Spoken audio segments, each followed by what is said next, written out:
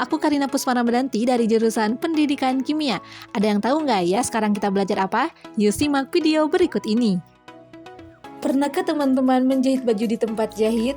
Jika kita perhatikan, sebelum membuat pola dasar dari baju yang akan dijahit, biasanya penjahit akan mengukur beberapa ukuran di badan kita.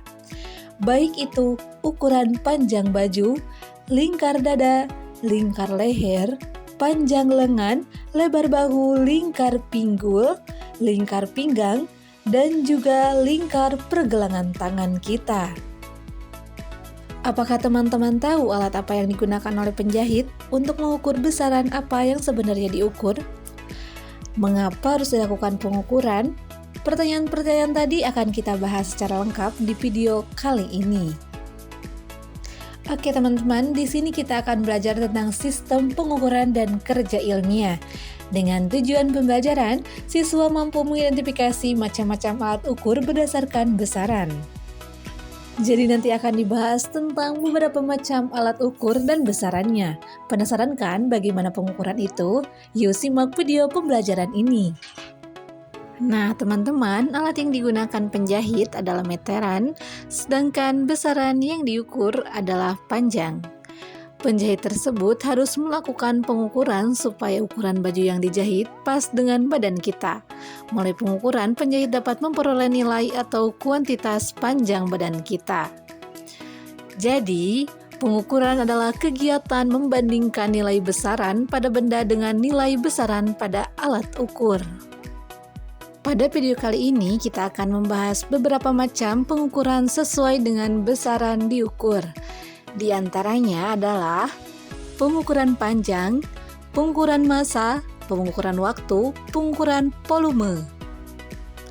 Pertama, kita akan membahas pengukuran panjang. Panjang adalah besaran fisika yang menunjukkan jarak antara dua titik. Panjang suatu benda dapat diukur dengan menggunakan mistar, jangka sorong, mikrometer sekrup. Kita akan membahasnya satu persatu. Yang pertama adalah penggaris atau mistar. Penggaris adalah alat ukur panjang yang paling sederhana dan paling banyak ditemukan dalam kehidupan sehari-hari. Mistar memiliki skala terkecil 0,1 cm atau 1 mm. Untuk mengukur panjang benda dengan mistar, kita dapat menempatkan skala 0 mistar berimpit dengan salah satu ujung benda yang akan diukur. Panjang benda tersebut dapat dibaca pada skala mistar yang berimpit dengan ujung benda lainnya. Pada gambar ini terlihat bahwa panjang benda yang diukur adalah 5,3 cm atau 53 mm. Lalu bagaimana nih jika kita mengukur panjang benda tidak tepat di skala 0? Teman-teman bisa memperhatikan gambar berikut ini. Terlihat pada gambar bahwa bagian awal ujung benda berimpit dengan skala 4,7, sedangkan bagian akhirnya berimpit dengan skala 9,2. Maka, untuk menentukan panjang benda kita dapat menggunakan selisih skala akhir dengan skala awal.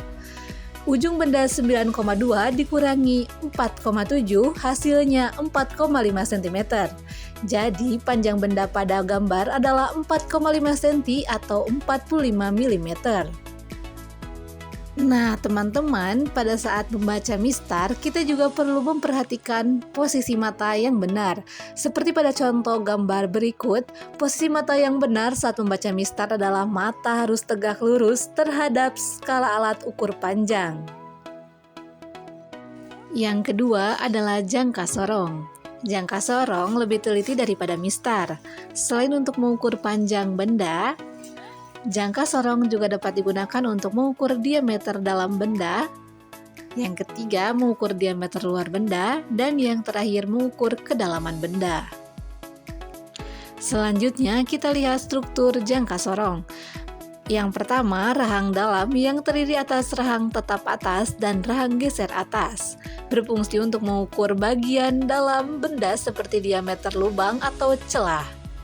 Yang kedua, rahang luar. Rahang luar juga terdiri atas rahang tetap bawah dan rahang geser bawah. Fungsinya untuk mengukur bagian luar benda seperti diameter lebar dan panjang. Yang ketiga, pengukur kedalaman yang berfungsi untuk mengukur kedalaman lubang suatu benda. Kemudian yang keempat adalah pengunci.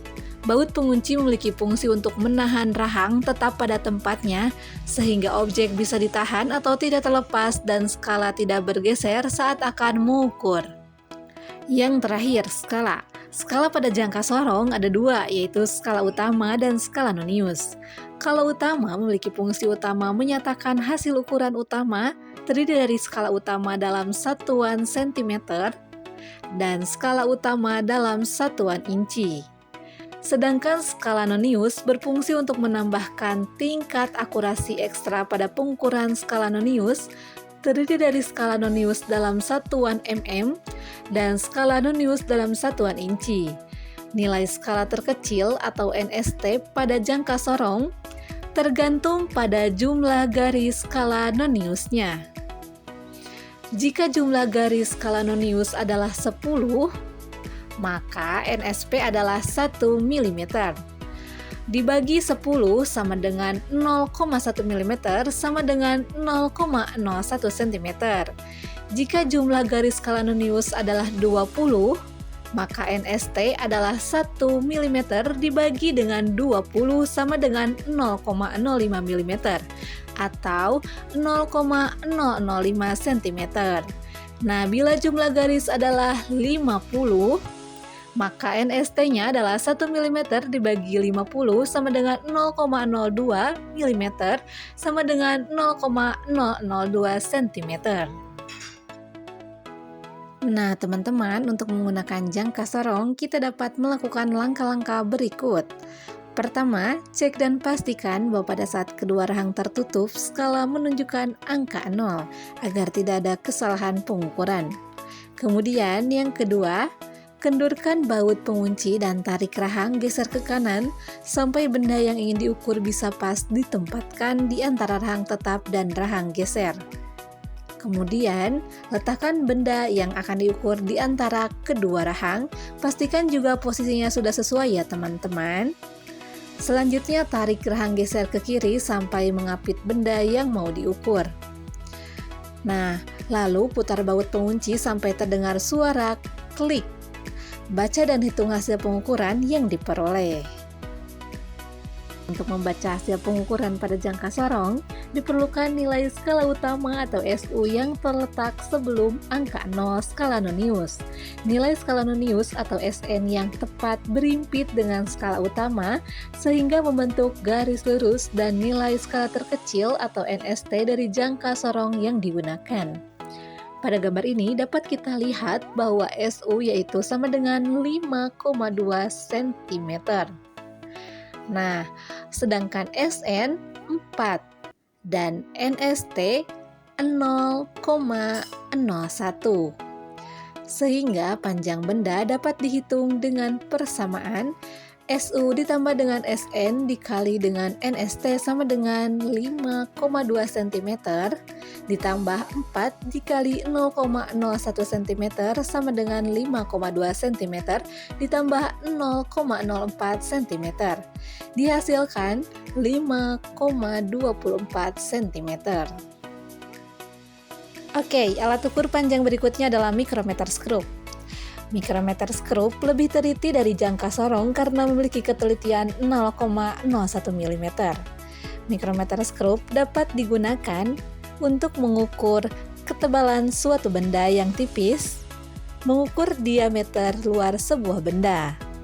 Nah, kemudian struktur mikrometer skrup terdiri dari landasan sebagai penahan benda, poros untuk menjepit benda yang diukur, bingkai sebagai penghubung landasan dengan komponen lainnya, kunci untuk mengunci poros agar tidak bergeser, selubung dalam sebagai lintasan selubung luar dan tempat skala utama, selubung luar sebagai tempat skala nonius yang dapat berputar dan bergeser, roda bergerigi untuk membatasi pergeseran poros atau spindel berlebih terhadap benda, dan terakhir yaitu skala yang terdiri dari skala utama dan skala nonius.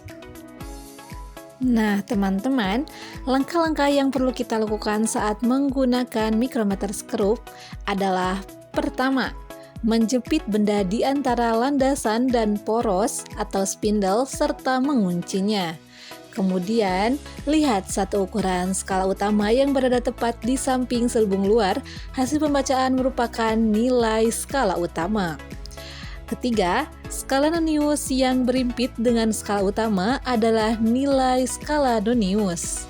Dalam membaca hasil pengukuran dengan mikrometer skrup, juga diperlukan nilai skala utama atau SU, skala nonius atau SN, dan nilai skala terkecil atau NST, sama dengan jangka sorong. Untuk menghitung panjang benda pada mikrometer skrup, kita juga menggunakan persamaan SU ditambah SN dikali NST. Pada gambar terlihat bahwa nilai SU 9,5 mm dan SN 48, sedangkan NST 0,01. Sehingga panjang benda sama dengan 9,5 mm ditambah 48 dikali 0,01 mm sama dengan 9,5 mm ditambah 0,48 mm sama dengan dihasilkan 9,98 mm. Selanjutnya, pengukuran massa. Massa adalah jumlah materi yang terkandung dalam suatu benda. Massa dapat diukur dengan alat berupa timbangan atau neraca. Jenis-jenis timbangan atau neraca ini cukup banyak, diantaranya adalah neraca pasar, neraca 3 lengan, neraca digital, neraca duduk, dan neraca 2 lengan.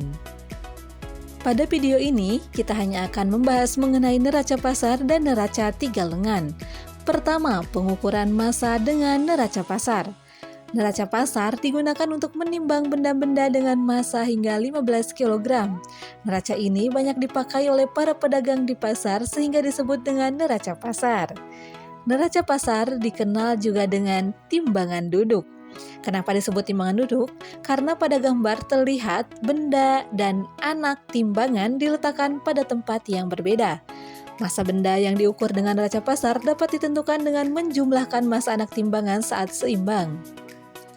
Berikutnya adalah pengukuran massa dengan neraca 3 lengan. Neraca 3 lengan adalah salah satu jenis neraca Ohaus. Fungsinya adalah untuk mengukur massa benda atau logam yang digunakan dalam praktik laboratorium.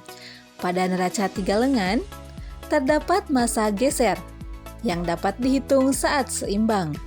Massa benda yang diukur dengan neraca 3 lengan dapat ditentukan dengan menjumlahkan angka yang ditunjukkan massa geser saat seimbang.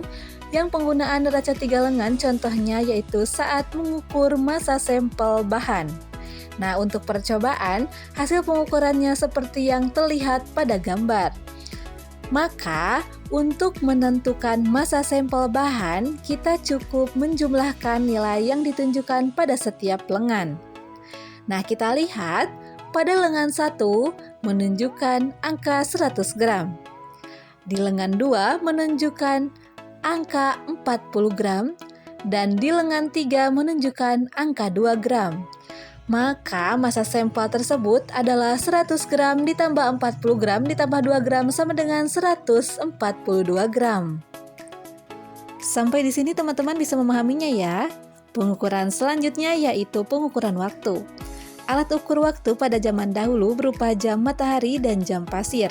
Sedangkan pada zaman sekarang, alat ukur waktu yang digunakan telah berkembang dalam bentuk arloji, stopwatch analog, stopwatch digital, dan jam atom. Kali ini kita akan membahas alat ukur waktu berupa stopwatch analog 2 jarum. Nah, cara membaca stopwatch analog cukup dengan menjumlahkan bacaan jarum menit dengan jarum detik. Pada gambar terlihat jarum menit menunjukkan angka 30, sedangkan jarum detik menunjukkan angka 9. Sehingga waktu yang ditunjukkan adalah 30 menit ditambah 9 detik sama dengan 30 dikali 60 detik ditambah 9 detik.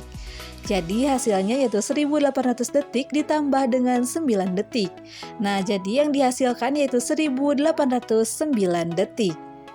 Terakhir, kita bahas tentang pengukuran volume. Pengukuran volume tergantung pada bentuk benda. Untuk benda yang bentuknya teratur, dapat digunakan rumus volume dari benda tersebut. Misalnya, volume kubus sama dengan rusuk dikali rusuk dikali rusuk. Sedangkan untuk benda yang bentuknya tidak beraturan, dapat digunakan gelas ukur dan gelas berpancuran. Kita akan membahasnya satu persatu. Nah, dengan menggunakan gelas ukur, kita dapat menghitung volume batu. Terlebih dahulu, gelas ukur diisi air seperti terlihat pada gambar 1. Volume yang terlihat pada gelas ukur yaitu 20 cm pangkat 3. Nah, menjadi volume awal selanjutnya kita masukkan batu yang akan diukur. Volumenya ternyata pada gelas ukur terlihat air naik sampai angka 30 cm pangkat 3. Ini menjadi volume akhir. Maka, volume batu adalah selisih antara volume akhir dan volume awal yaitu 30 cm pangkat 3 dikurangi dengan 20 cm pangkat 3. Dihasilkan 10 cm pangkat 3. Selanjutnya, jika kita menggunakan gelas berpancuran, maka volume benda sama dengan volume air yang ada di gelas ukur atau volume air yang tumpah.